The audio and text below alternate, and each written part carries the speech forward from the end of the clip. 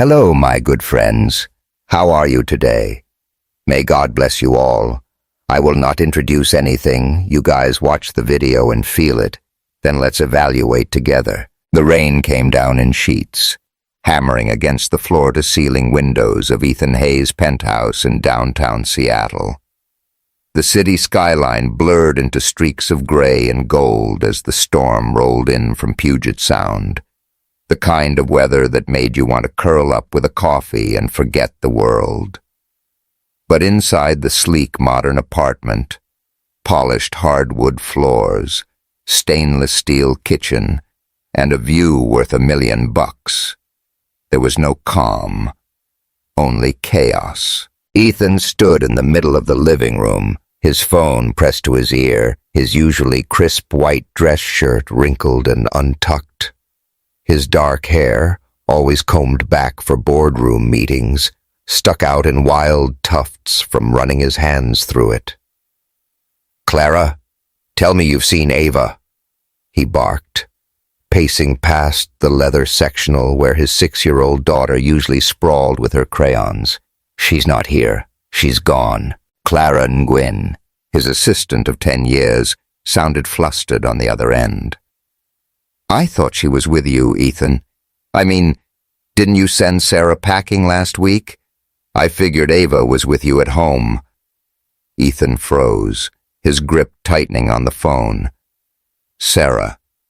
The name hit him like a punch to the gut. Sarah Miller, the free-spirited tutor he'd fired in a fit of control-freak rage, was the last person Ava had clung to. And now Ava was missing. He glanced at the clock, 5:47 p.m. The sun was dipping below the horizon, painting the sky a bruised purple through the rain. He didn't have time to waste. "I'm calling her," he muttered, hanging up on Clara before she could protest. His thumb hovered over Sarah's name and his contacts, a flicker of pride holding him back. He didn't want to need her, not after he'd told her she was unprofessional and a bad fit for Ava. But the image of Ava's empty bed, her stuffed bear gone, her sketchbook abandoned, shoved his ego aside. He hit call. The line rang once, twice, 3 times. "Pick up, damn it!" he growled under his breath, stepping over a spilled box of Cheerios Ava must have knocked over in her rush. Outside, thunder rumbled, shaking the glass. Finally a voice, groggy but sharp, answered. "Ethan, it's almost 6. What's wrong?"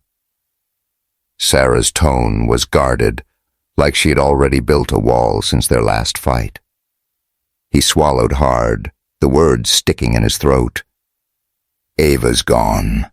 She ran off, and I think it's because of you. She's not here, Sarah.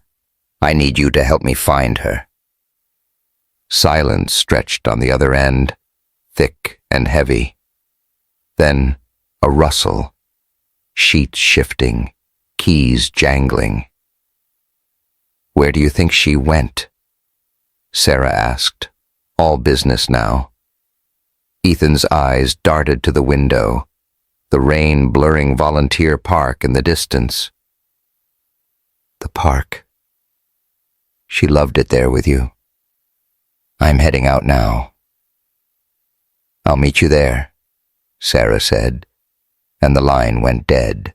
Ethan didn't bother with an umbrella. He grabbed his coat, yanked the penthouse door open, and bolted down the hall to the elevator. His polished loafers slapped against the marble floor, echoing in the empty corridor.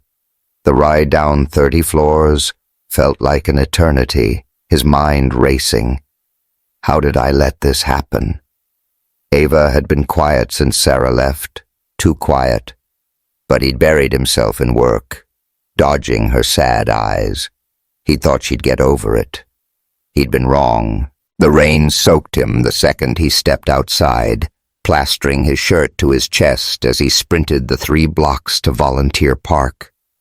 His breath came in sharp gasps, the cold biting his lungs. The park was a mess of shadows, dripping trees, muddy paths, the old water tower looming like a ghost in the mist. "Ava!" he shouted, his voice swallowed by the storm. "Ava, where are you?"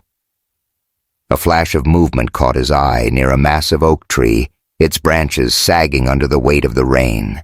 He ran closer, heart pounding, and there she was, Ava, his tiny, stubborn daughter, crouched under the tree. Her pink raincoat was soaked through, her brown curls plastered to her face. In her arms, she clutched her stuffed bear, Mr. Paws, its fur matted and dripping. Beside her, a crumpled piece of paper fluttered in the wind. "Ava!" Ethan dropped to his knees in the mud, not caring about his $800 pants. "What the hell are you doing out here? You scared me half to death." Ava looked up, her big hazel eyes red from crying. "I don't want you to send Miss Sarah away," she sobbed, her voice breaking. "You made her leave, but I need her, Daddy. She's my friend." She thrust the soggy paper at him, a drawing, the colors bleeding in the rain. 3 stick figures, a tall man in a suit, a little girl with a bear, and a woman with curly hair and a smile. Underneath, in wobbly letters, "Happy Family." Ethan's chest tightened. He took the drawing, his hands trembling as the rain smeared the crayon lines. "Ava, honey, He didn't know what to say. He'd fired Sarah because she'd gotten too close, because she'd made Ava happier than he ever could, and now his daughter was shivering in a park, begging for someone he'd pushed away. Headlights cut through the gloom, and a beat-up Toyota screeched to a stop nearby. Sarah climbed out, her oversized sweater already dark with rain, her boots splashing through puddles as she ran toward them. "Ava!" she called, dropping beside the girl and pulling her into a hug. "Oh, sweetie, you're okay. You're okay." Ethan watched, rooted to the spot, as Ava buried her face in Sarah's shoulder. "I'm sorry, Miss Sarah," Ava hiccuped. "I didn't want you to go." "I know, kiddo," Sarah murmured, smoothing Ava's wet hair. Then she looked up at Ethan, her green eyes hard. "What did you do, Ethan?" He stood wiping mud off his hands, the rain still pounding down. "She ran off. I didn't know where she was until—" He gestured helplessly at the park. "I called you because she wouldn't stop talking about you." Sarah stood too, keeping Ava close. Her voice was ice cold. "So what am I now, Ethan? A babysitter you fire and then call back when it's convenient? You think I'm here to clean up your mess?" "I didn't mean—" he started, but she cut him off. "No, you don't get to play the victim here. You told me I was unprofessional, that I didn't fit your perfect little system. And now Ava's out here in the rain because you couldn't handle her needing someone who isn't you." Her words stung, sharp and true, and Ethan felt the ground shift under him. Ava tugged Sarah's sleeve, her small voice breaking through the tension. "Don't fight, please. I just want us to be together."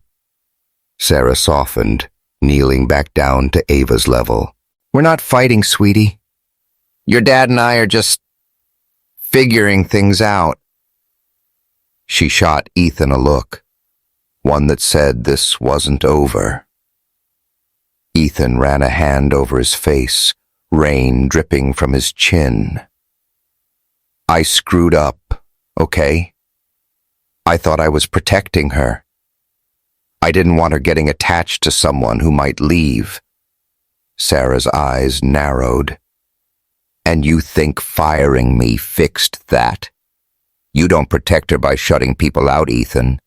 You're just teaching her that nobody sticks around." He opened his mouth to argue, but the sight of Ava, shivering, clinging to Sarah, stopped him cold. She was right. He'd been so obsessed with control, with keeping Ava safe in his rigid world, that he'd hurt her instead. "Let's get her home," he said finally, his voice low. "We'll talk later." Sarah nodded, scooping Ava up. "Fine. But this isn't done." Back at the penthouse, Ethan wrapped Ava in a blanket, her small frame dwarfed by the plush throw.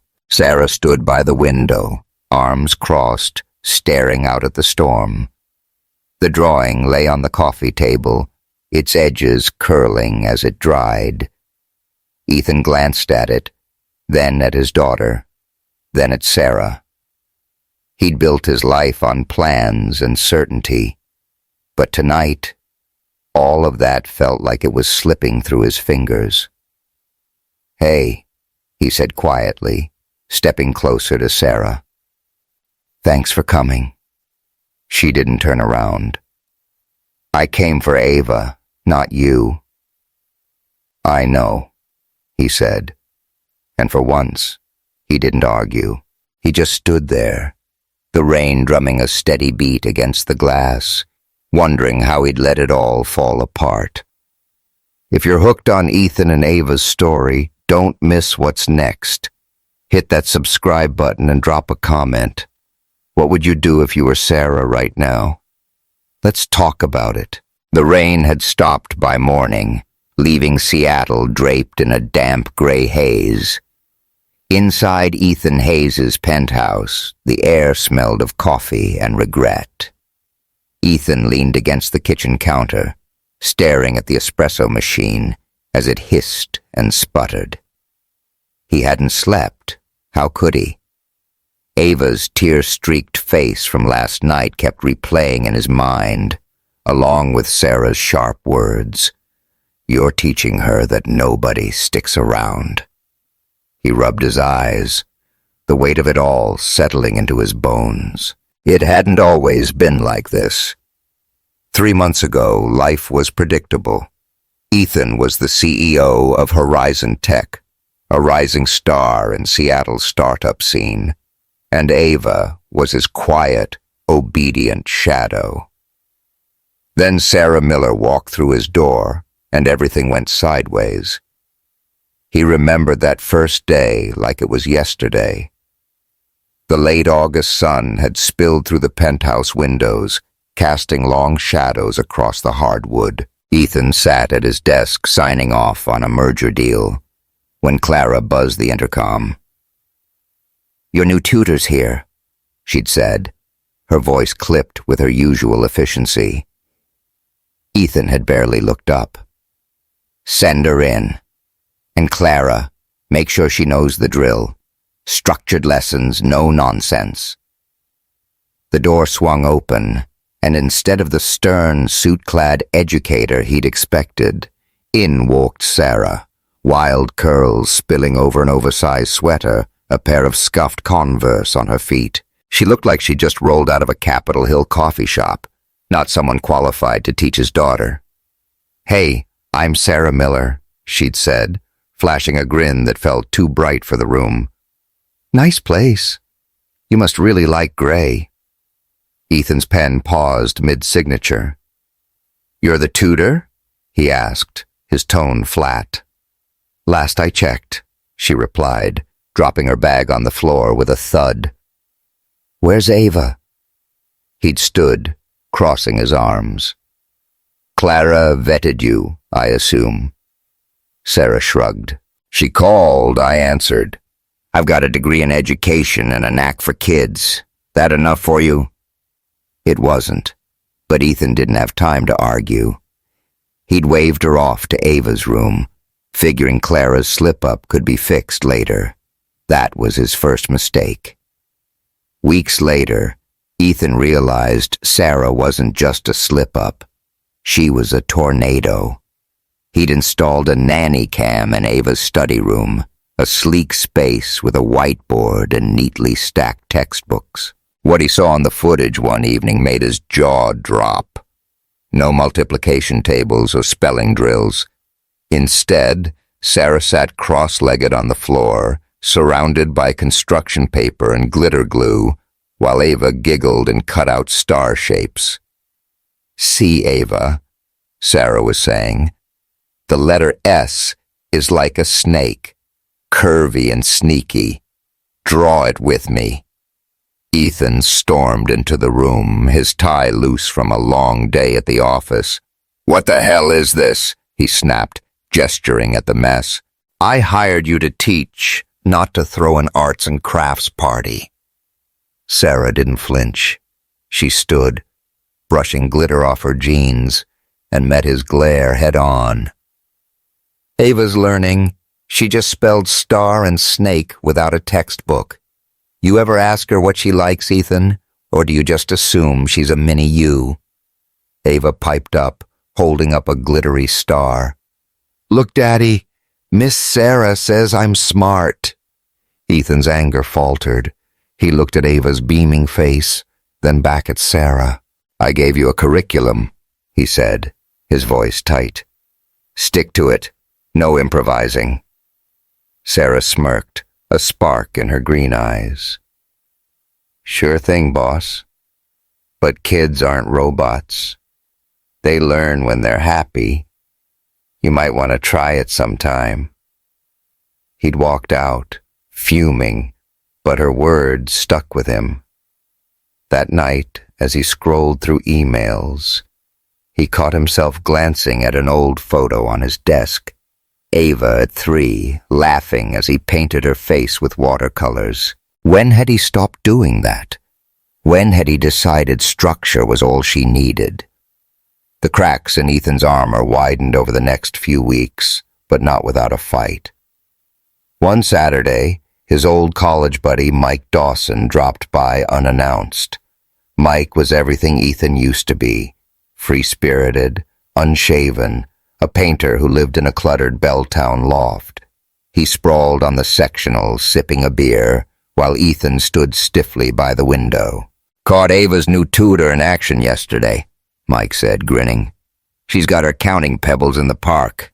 Reminds me of you, back when you weren't a suit." Ethan bristled. "That's not how I run things now. Ava needs discipline, not chaos." Mike raised an eyebrow. "Discipline, huh? You used to ditch class to sketch on the quad. Now you're raising her like she's a spreadsheet. What happened to you, man?" "Life happened," Ethan shot back. "My ex screwed me over, left me with Ava, and I'm not letting her grow up without a plan. You wouldn't get it." Mike set his beer down, his tone serious. "I get it more than you think. But you're not protecting Ava. You're locking her in the same cage you built for yourself. That Sarah chick, she's breaking it open." Ethan's fists clenched. "Get out."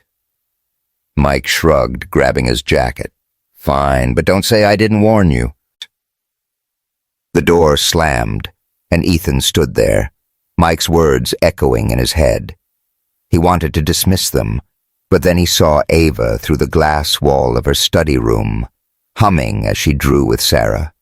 She looked happy, happier than she'd been in months. That happiness didn't last. By mid-October, Horizon Tech hit a rough patch.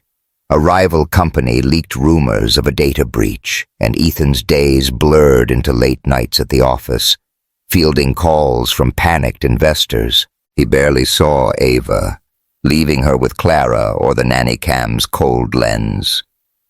One evening, Clara cornered him in the penthouse kitchen, her arms crossed. "You're losing her, Ethan," she said, her voice low. "Ava's been asking for Sarah all week. She's not eating right, just poking at her mac and cheese. You can't keep ignoring this." "I'm handling it," he snapped, pouring a third cup of coffee. "The company's on the line, Clara. I don't have time for tantrums."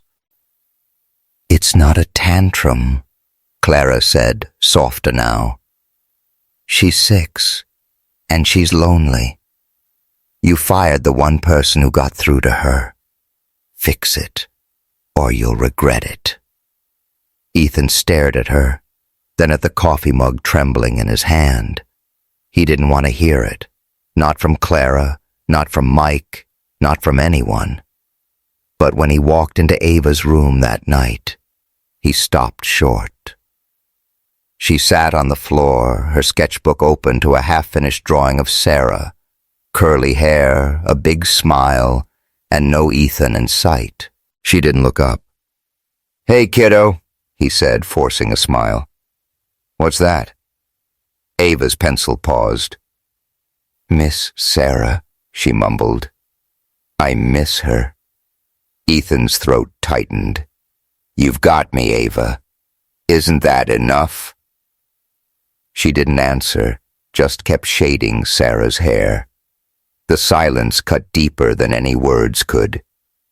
He sank onto the couch after Ava went to bed, the penthouse eerily quiet.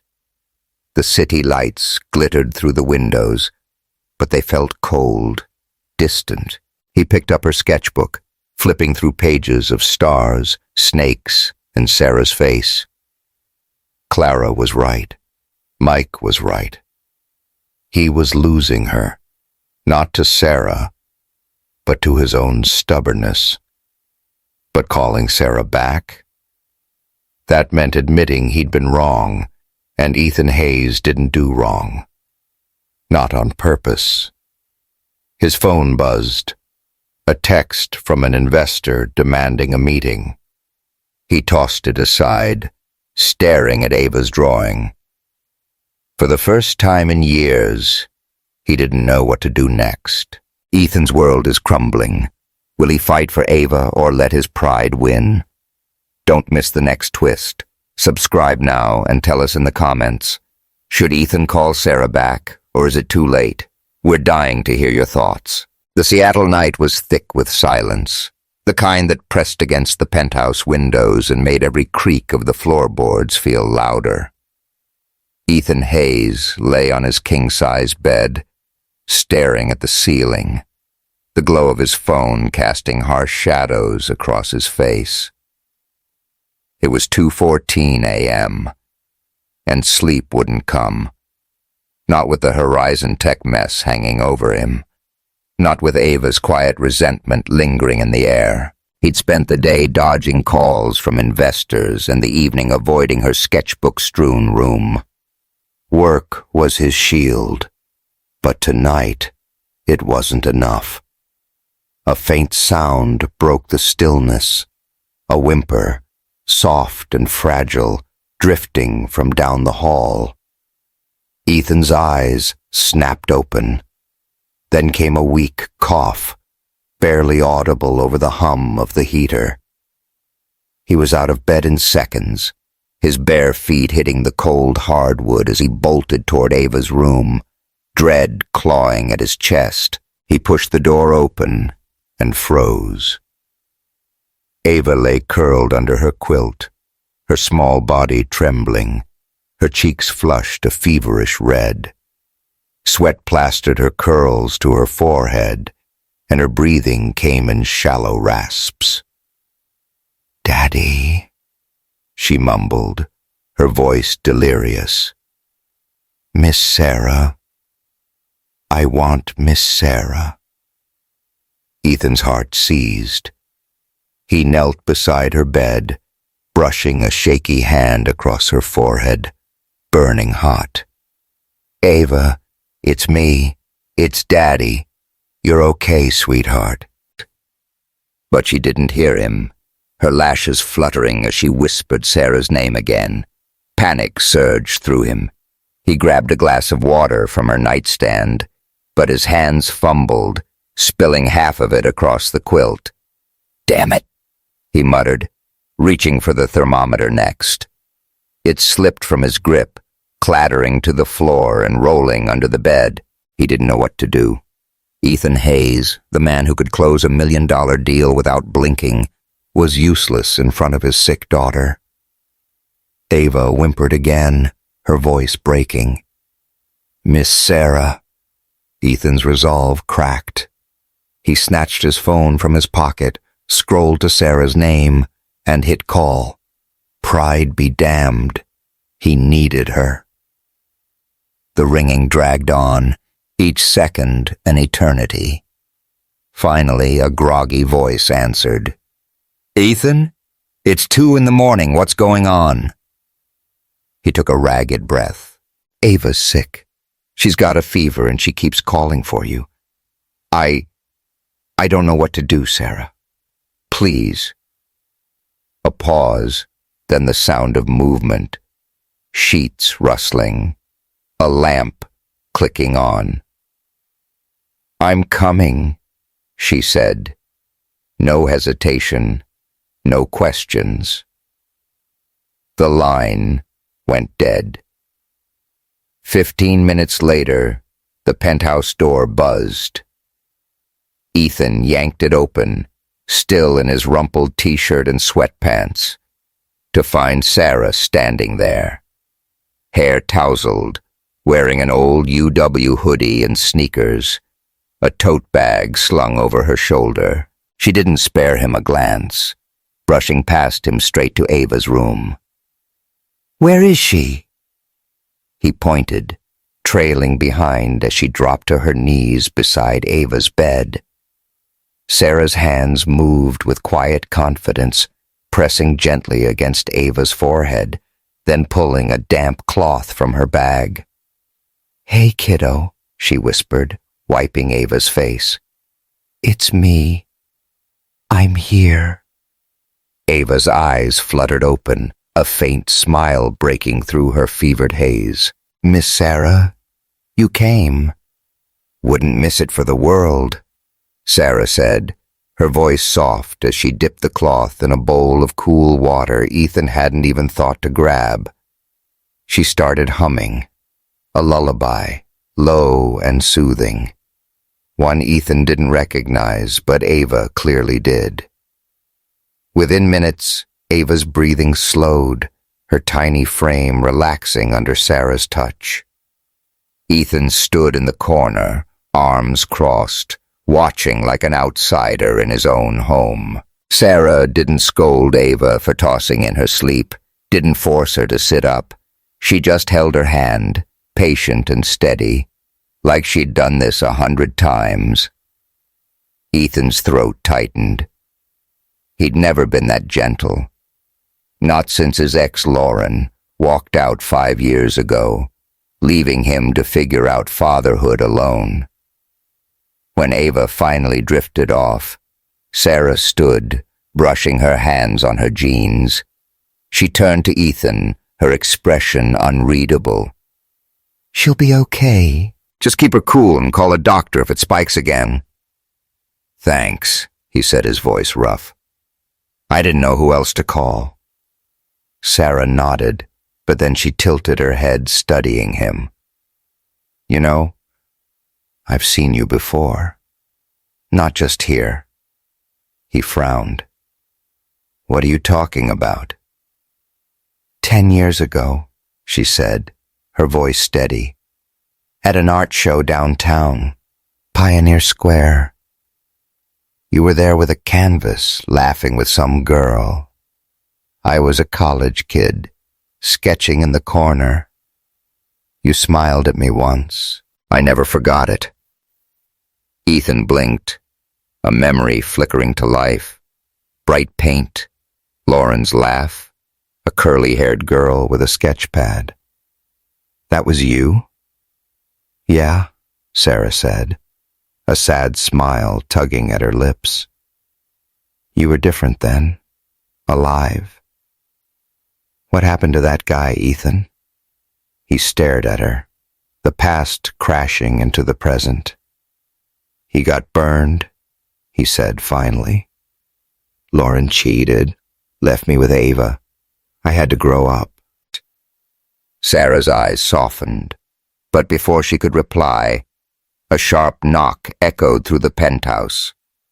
The door swung open, and Linda Miller, Sarah's mother, strode in, her coat dripping from the rain she must have braved to get here. She was all sharp edges, gray hair pulled tight, her voice cutting through the quiet. "Sarah, what are you doing here?" "I told you this family's trouble." Ethan bristled. "Excuse me?" Linda ignored him, glaring at Sarah. "You're letting them pull you in again. Another mess you'll regret. You think this guy's any different from the school board that fired you?" Sarah's jaw tightened. "Mom, stop. This isn't about you." "It's about you being naive," Linda snapped. "He'll hurt you, just like the rest." Ethan stepped forward, anger flaring. "I don't know who you think I am, but—" Sarah cut him off, her voice firm. "Enough. Both of you." She turned to Ethan, eyes blazing. "I came for Ava. That's it." But Ethan couldn't let it go. Linda's words gnawed at him. "He'll hurt you." And suddenly, he saw Sarah differently. Was she playing him? Getting close to Ava for some angle he couldn't see? He'd been betrayed before. He wouldn't let it happen again. "You need to go," he said, his tone cold. "This is your last night here. Contract's done." Sarah froze, her bag halfway to her shoulder. "You're serious?" "I don't trust this," he said, gesturing between them. "You're too involved. It's not safe for Ava." Her laugh was bitter, cutting. "Safe? You think firing me again keeps her safe? You're not protecting her, Ethan. You're punishing her for needing someone." She grabbed her bag, turning to Linda. "Let's go, Mom." Linda smirked, triumphant, as they headed for the door. But Sarah paused, looking back at Ethan. "You're not just hurting Ava with this. You're hurting yourself. Good luck figuring that out."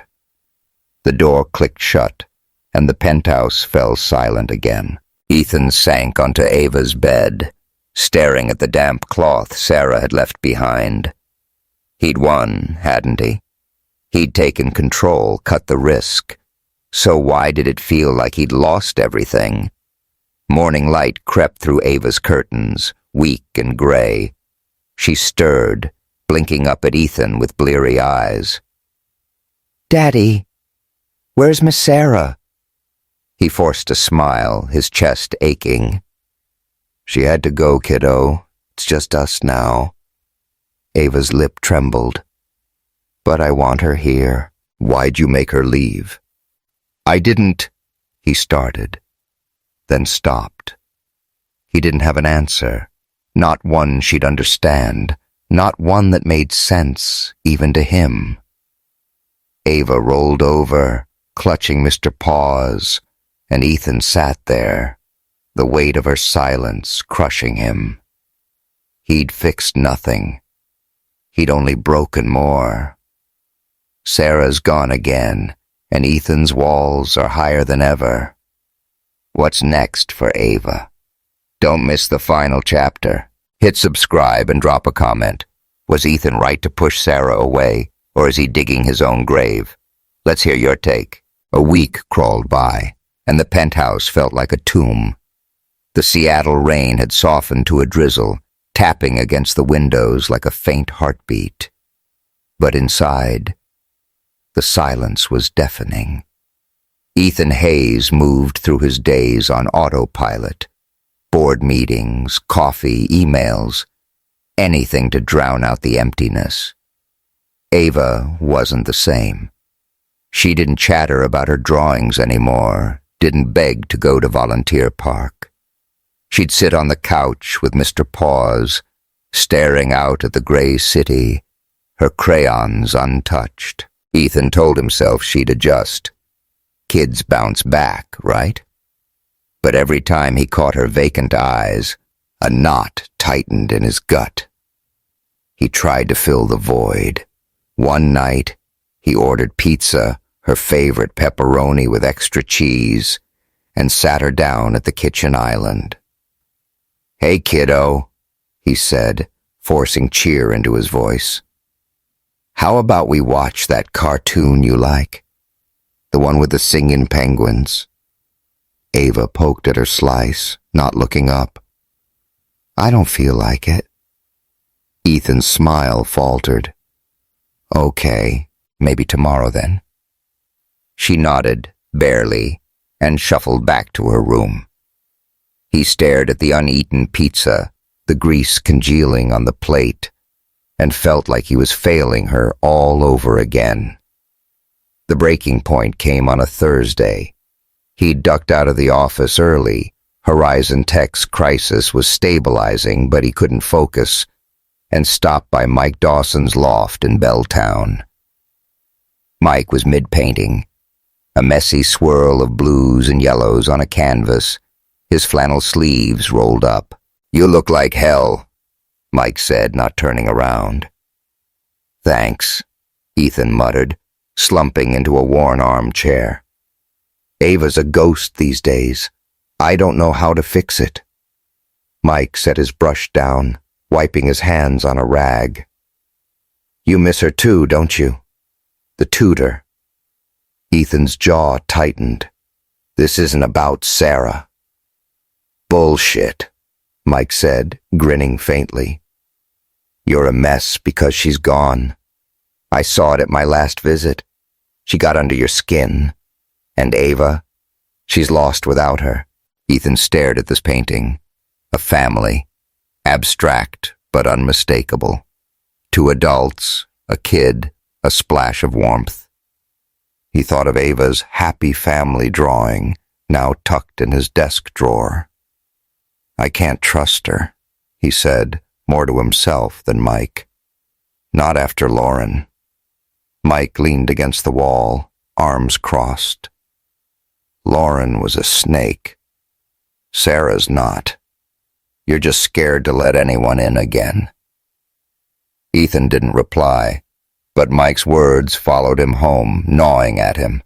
That night, as he poured a glass of bourbon, Ava's small figure appeared in the kitchen doorway, Mr. Paws dangling from her hand. She tilted her head, studying him with those two wise hazel eyes. "Daddy," she said, her voice soft, "do you love Miss Sarah?" The question hit him like a freight train. Ethan froze, the glass halfway to his lips. "What?" "Do you love her?" Ava repeated, stepping closer. "I do. She makes me happy. Don't you want her back?" He set the glass down, his hand shaking. "Ava, it's not that simple." "Why not?" she pressed, her brow furrowing. "You're sad without her. I can tell." Ethan opened his mouth, but nothing came out. Love? He hadn't let himself think that word in years, not since Lauren ripped his heart out and left him bleeding. Sarah was just a tutor, a disruption, but then he saw her in his mind, kneeling by Ava's bed, humming that lullaby, smiling at him in the rain, and something shifted. Maybe it wasn't just Ava who needed her. He pulled Ava into a hug, her small frame warm against him. "I don't know, kiddo," he whispered, "but I think I need to talk to her." The next day, Ethan texted Sarah, "Meet me at Volunteer Park, 3 p.m. Please." His fingers hovered over the send button, nerves buzzing, but he hit it anyway. She could say no. She could ignore him after everything. When her reply popped up, "I'll be there," he exhaled a breath he didn't know he'd been holding. The park was quiet that afternoon, the drizzle gone, leaving the air crisp and earthy. Ava skipped ahead, tossing pebbles into the pond. her pink sneakers scuffing the gravel path. Ethan stood by the water's edge, hands in his pockets, his stomach in knots. Then he saw her, Sarah, in a soft denim jacket, her curls catching the faint sunlight as she walked toward them. "Hey, Ava!" Sarah called, waving. Ava squealed and ran to her, wrapping her arms around Sarah's legs. Sarah laughed, ruffling her hair, then looked up at Ethan. "You wanted to talk?" He nodded, stepping closer. They stood in silence for a moment, watching Ava chase a duck by the pond. He took a deep breath, the words heavy on his tongue. "Ava misses you," he said finally. "She's been a wreck since you left." Sarah's eyes softened, but she stayed quiet, waiting. "So do I," he added, his voice quieter. "I've been an idiot, Sarah. I pushed you away because I was scared. Scared of losing control. Scared of getting hurt again. But you were right. I was hurting Ava more by shutting you out." Sarah tilted her head, her gaze steady. "And now?" "Now." He flexed his hands, forcing himself to meet her eyes. "I don't know what I'm doing half the time, but I know I don't want you gone. I've been running from this, whatever this is, because my ex burned me bad. But you're not her, you're, you. And I want you here, with us, if you'll have us." Sarah studied him, her lips curving slightly. Before she could answer, Ava ran back, grabbing their hands. "Daddy, Miss Sarah, Clara said she told you to keep me." Ethan frowned. "What?" Sarah chuckled, a knowing glint in her eyes. "Clara called me last week, said she turned down a big job offer because she thought I was good for Ava, and you. She's been rooting for us, Ethan." He blinked, stunned. Clara, his no-nonsense assistant playing matchmaker? "She didn't tell me that." "She didn't have to," Sarah said, shrugging. "She knew you'd figure it out eventually." Ethan laughed, a real unguarded laugh, and it felt like a weight lifting. "Guess I'm slower than I thought." Sarah stepped closer, taking his hand.